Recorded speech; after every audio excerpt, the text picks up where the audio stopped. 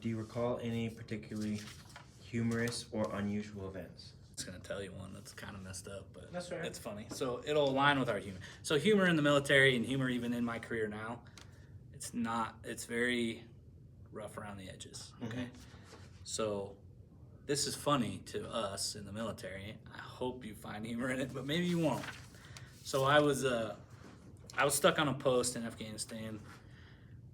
I had to check for we rotated out, but I was on my rotation of being on post, and this post was an intersection of roads. So I had to stop everybody coming through and make sure there wasn't a bomb on their vehicle, right? Making sure they weren't trying to blow us up or do anything.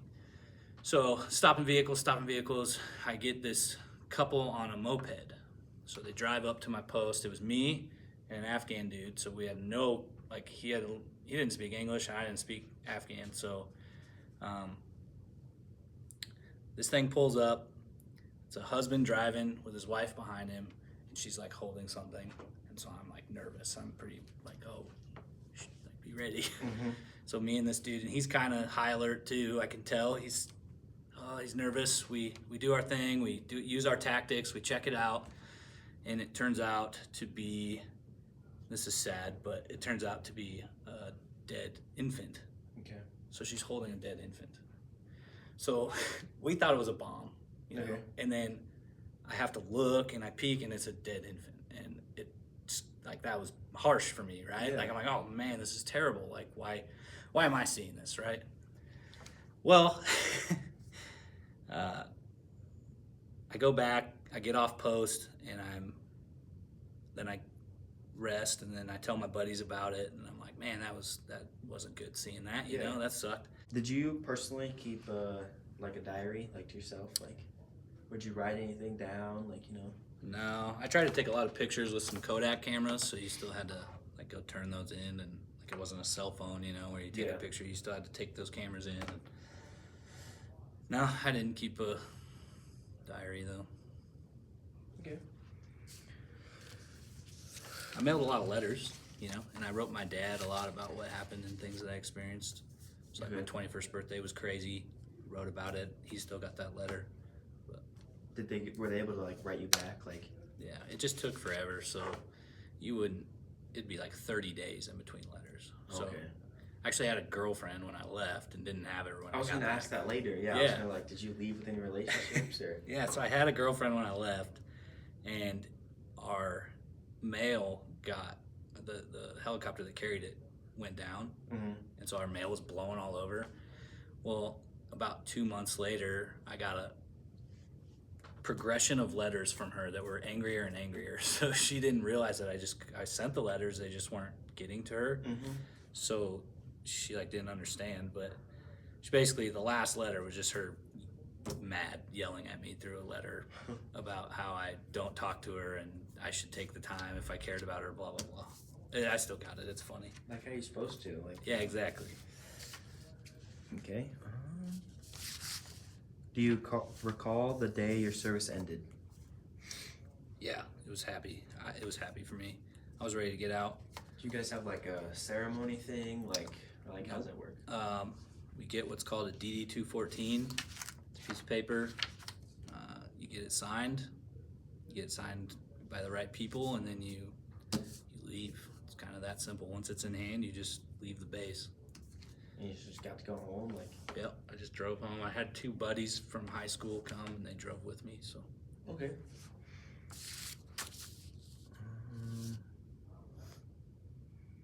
What did you do in the days and weeks afterward, like, once you got home? I had to get a job because I wasn't making any money anymore, so I started working at Menards in the outside yard, working their forklift and whatnot. Yeah. Tried to see people that you hadn't seen for 4 years, and yeah, just kind of reacclimate. Okay. That kind of answered the next question. Was your education supported by the GI Bill? Yes, I have used it. So I actually used the service that I worked for to pay for my first, like my paramedic and everything. so then now I'm doing some schooling now just because, and I use it every now and then. So. Okay, so like, how's that work? Like, you get a GI Bill when you join, or what? Yeah, you sign up for it, and yeah, so basically you can put it towards your schooling. It's for those of us that weren't smart enough to get a scholarship. It's a good way to get a scholarship. Go put 4 years into the military, but. Okay. Did you join a veterans organization? So me and my buddy Derek Dimmer just joined the VFW this last year. Like, I mean, just a few months, but the Veterans of Foreign Wars, so VFW. We have a local one for the county here. Okay. Yeah, there's the Legion and there's the VFW. So the Legion is any veteran. The VFW is Veterans of Foreign Wars, so you had to serve during wartime and do stuff. But, so like, what goes on? Like, what's that? So it's for your community. You'll see us. We're going to try to be more prominent now. It was almost gone. So the VFW, when I was a kid, was huge. Okay. But when me and Derek joined, it's because it was almost gone. So Todd Vettle's another one. He's one of the vets. Okay. He joined at the same time. He joined like a month after me and Derek did. So we raised money for scholarships. We try to get.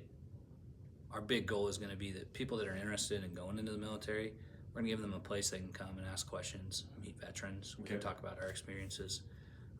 Raising money for the community is the big thing. So just yeah.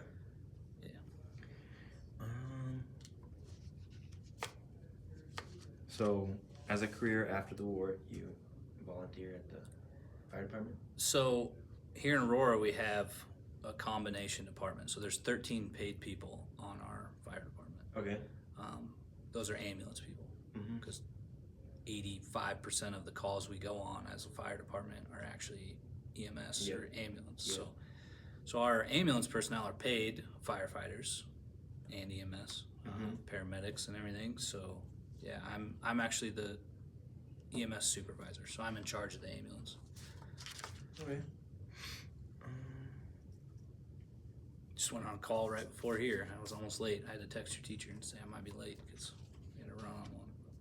Okay, yeah, I seen you walking up, and I was like, you know why he's dressed up like that? Yeah, I'm on shift today, so we do 24 hours on, 48 hours off. Okay, so like, you could get a call right now, and you would have to leave. I'm on backup, so I got another person covering me, but yeah, I'd probably have to. Okay. Did your military experience influence you thinking about war or about the military in general?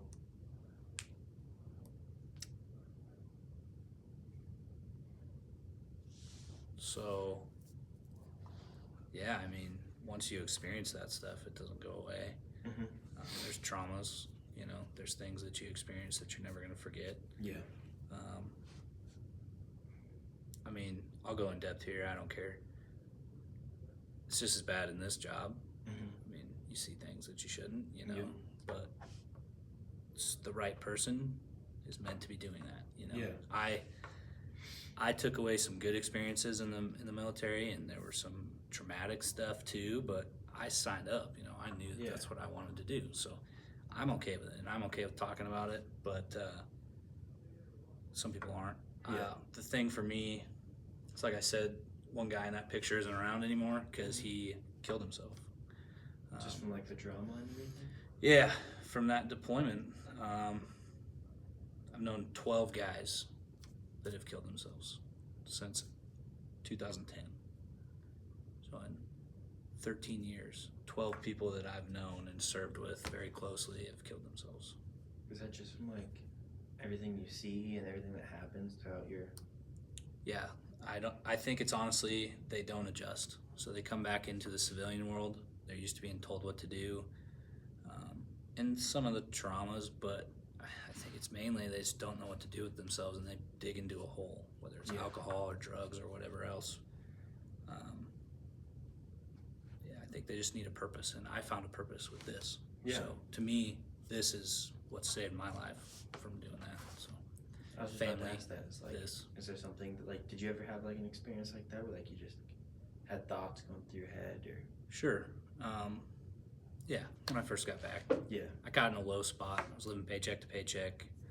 had a kid with somebody that I'm not married to. Mm-hmm. So lots of pressure, lots of stuff there. Sure, those thoughts crossed my mind, but I had a great support system, and I found this job shortly after, and it got me on the right track. So That's good. All right. So, is there anything you'd like to add, or that we haven't covered in this interview? Like any stories? anything like I suppose so. If I was to talk about Afghanistan, it's been in the news. You know, that? Mm-hmm. it was a 21-year war. Some sons and fathers both served in it. It was a long war, right? So I felt like I made a difference there. I went there, I made a difference. Kids were going to school for the first time in 7 years. Girls were going to school for the first time ever. That wasn't something that was allowed. We had it safe enough in the area that I operated in that kids could go to school, and they were happy. They were smiling. They loved it. They were adamant about going to school. That is something that I can't even appreciate. I hated school. Those kids loved it. They wanted it so bad. We brought in American teachers to help teach them. We brought in, it was just awesome. I felt like I made a difference. When I left, that place was a better place. They held their first election. So the first time that an official was elected in their area, they didn't live very long, unfortunately, but first elections was awesome. The war ended in a weird way, right? Everyone, that's what you see on the news. The news tells you what they want you to hear, right? The thought is that we were training those soldiers, the Afghan soldiers and police, to take over their own country. Mm-hmm. So when we left abruptly, I don't know if that's the right or wrong way to do it, but the theory was, we've been training for 20-something years, you should take over your own country, right? Yeah.